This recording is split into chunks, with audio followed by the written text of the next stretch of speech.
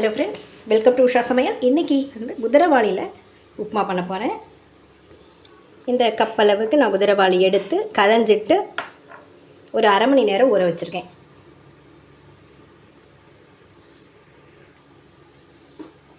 Normal upma பண்ணுற மாதிரி தான் இது. மில்லட் நல்லது அதுக்காக. ஸோ ரெகுலராக நீங்கள் என்ன தாளிக்கிறீங்களோ கடுகு, உளுத்தம்பருப்பு, லைட்டாக கொஞ்சம் ஜீரகம் தாளிச்சிக்கலாம். இது கூட உங்கள்கிட்ட என்ன வெஜிடபிள்ஸ் இருக்கோ அதை போட்டுக்கோங்க. குடமிளகா, கேரட், பீன்ஸ்,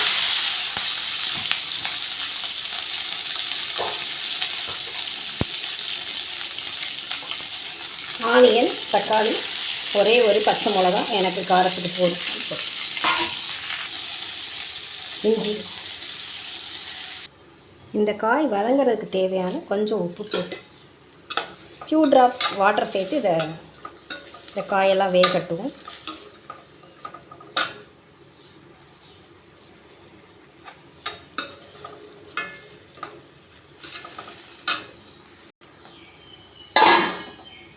ஓரளவு காயெல்லாம் வெந்தாச்சு. காய் வேகிறதுக்கு தேவையான தண்ணியை நம்ம இதில் ஆட் பண்ணிட்டோம். அதனால் இதில் நான் எதில் அளந்துனேனோ அதில் ஒரு 1.5 கப் அளவு வாட்டர் மட்டும் இதில் ஆட் பண்ணிக்கிறேன். ஒன்றும் இல்லைங்க, உங்களுக்கு தண்ணி ஜாஸ்தியாக போச்சுன்னா அது கிச்சடின்னு சொல்லி சர்வ் பண்ணுங்கள். கரெக்டாக இருந்ததுன்னா உப்புமான்னு சொல்லுங்கள், அவ்வளோதான். இப்போ இதுக்கு தேவையான உப்பு போட்டுக்கலாம். ஃபஸ்ட்டு நான் காய்க்கு மட்டும்தான் போட்டேன். இப்போ இதுக்கு தேவையான உப்பு ஆட் பண்ணிக்கிறேன். இது கொஞ்சம் கொதிக்கட்டும், சிம்மில் வச்சிடும். ஃபேவரட் பெருங்காயத்தை ஆட் பண்ணி. இந்த குதிரைவாளி அரிசி குதிரைக்கு சாப்பிட்றது அப்படின்னு நினைக்க வேண்டாம். அது குதிரை மாதிரி அது வளைஞ்சு, அது கதிர்கள்லாம் அப்படி வால் வந்து இப்படி வளைஞ்சு இப்படி அழகாக இருக்குமா. குதிரையோட வால் எப்படி இருக்குமோ, நம்ம போனி டைட் போடுறோம் குதிரை வால் அழகாக இருக்கனால தானே, அந்த மாதிரி இருக்கனால தான் இதுக்கு குதிரைவாளின்னு பேரே வச்சுருக்காங்க.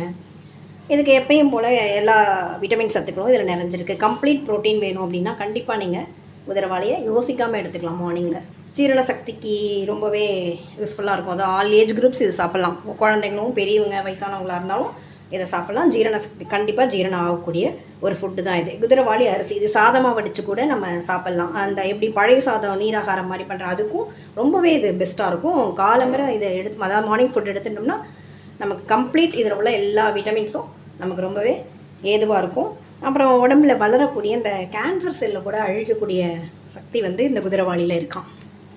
இதய நோய் உள்ளவங்களுக்கு ரொம்பவே பெஸ்ட்டு. பிபியை குறைக்கக்கூடியது. நிறைய அந்த மாதிரி ஹெல்த் பெனிஃபிட்ஸ் இருக்கிறதுனால யோசிக்காமல் எடுத்துக்கலாம். இதில் இன்னும் ஒரு இதுனா, நம்ம எதிரி கூட நம்ம வரக்கூடாதுன்னு நினைக்கக்கூடிய கேன்சர் செல்களை அழிக்கக்கூடிய ஒரு சக்தி இந்த குதிரைவாளி அரிசியில் இருக்குது. ஸோ யோசிக்காமல் எடுத்துக்கலாம். ரீசெண்டாக சர்ச் பண்ணதில் நான் மோஸ்ட்லி பார்க்குறது இந்த டாக்டர்ஸ் வீடியோஸ் தான். ரீசெண்டாக சர்ச் பண்ணதில் வந்து அதிகமாக ஃபுட் லவர்ஸ் இருக்காங்க இல்லையா, அதிகமாக எடுத்துக்கும் போது அவங்களுக்கு கேன்சர் உருவாக சான்சஸ் இருக்குது அப்படின்னு சொல்கிறாங்க. ஸோ வந்து ஃபாஸ்டிங் இருக்கணும். அந்த காலத்தில் வந்து எல்லாமே தெரிஞ்சோ தெரியாமையோ இதெல்லாம் ஃபாலோ பண்ணாங்க. ஏகாதசின்னு ஒரு விரதம், அவங்கவுங்க கம்யூனிட்டிக்கு பொறுத்த மாதிரி இதுக்கு விரதம் அதுக்கு விரதம். அதாவது முஸ்லீம் வந்து இந்த உண்ணா நோன்புன்னு அந்த ரம்ஜானுக்கு முன்னாடி அந்த மாதிரிலாம் இருக்காங்க இல்லையா, இதெல்லாம் தெரிஞ்சு தான் அதெல்லாம் வந்து அவங்க ஃபாலோ பண்ணுறாங்க. ஸோ ஃபாஸ்டிங் நம்மளால் ஃபுல் டே இருக்க முடியாது. இப்போல்லாம் தலைவலி வரும், நிறையா பேருக்கு சுகர் இருக்குது. இதெல்லாம் அவாய்ட் பண்ணுறதுக்கு நம்ம என்ன பண்ணுவோம் அப்படின்னா, மார்னிங் வந்து இது மாதிரி ரிச் ஃபுட்டு, நல்ல கலோரி நிறைஞ்ச அது மாதிரி காய்கறிகள், ப்ரோட்டீன்ஸ் நிறைஞ்ச ஃபுட்டு எடுத்துக்கணும். மத்தியானம் விட்டுடலாம். உங்களால் முடியலன்னா மோரோ பழமோ அந்த மாதிரி எடுத்துக்கலாம். நைட்டு வந்து பிஃபோர் 7 பிஃபோர் 8 ஒரு பர்டிகுலர் டைம் வச்சு அதுக்குள்ளே நம்ம சாப்பிட்டுக்கலாம். முடிஞ்ச வரைக்கும் பிரேக் பண்ணி ஃபுட் எடுத்துக்கலாம். அது எதனால் சொல்கிறாங்கன்னு உள்ளே போய் பார்த்தா, உள்ள ஆர்கன்ஸ் இருக்கு இல்லையா, அதெல்லாம் ஜீரணிக்கக்கூடியது, இயங்கக்கூடியது, அதுக்கும் ரெஸ்ட்டு கொடுக்கணும் மோஸ்ட்லி. அதுதான் ரீசன். ஸோ வந்து நம்ம உடம்பை நம்ம பார்த்துக்கணும். அது என்னங்கிறத உங்கள் ஃபேமிலி டாக்டர்ஸ்ட்டை நீங்கள் டீட்டெயிலாக கேட்டுக்கோங்க. எத்தனையோ பேர் நிறைய பணம் இருந்தும் சாப்பிடாமல் இருப்பாங்க. அதெல்லாம் நினைக்கும் போது கஷ்டமாக இருக்குது. ஸோ நீங்கள் என்னென்னு தெரிஞ்சு அதை ஃபாலோ பண்ணிக்கோங்க. அதுக்குன்னு பட்டினி கிடக்க வேண்டாம். இப்போ ஓரளவு கொதிச்சாச்சு. நம்ம ஊற வச்ச இந்த குதிரைவாளியை ஆட் பண்ணிக்கலாம்.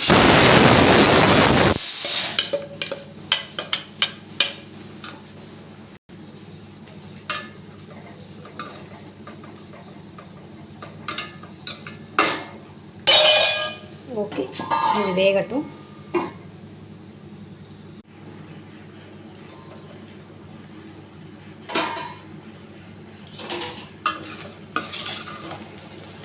இப்போ இதுக்கு பேர் நம்ம உப்புமான்னு வச்சுக்கலாம்.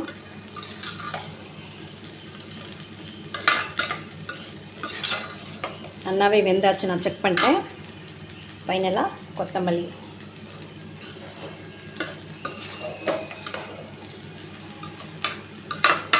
இவ்வளோ ஹெல்த் பெனிஃபிட் உள்ள இந்த ஃபுட்டை கண்டிப்பாக ட்ரை பண்ணுங்கள். அதிகமாக மில்லட் யூஸ் பண்ணுங்கள். அதுக்காக நம்மளுடைய ஒயிட் ரைஸை விட்டுற வேண்டாம்.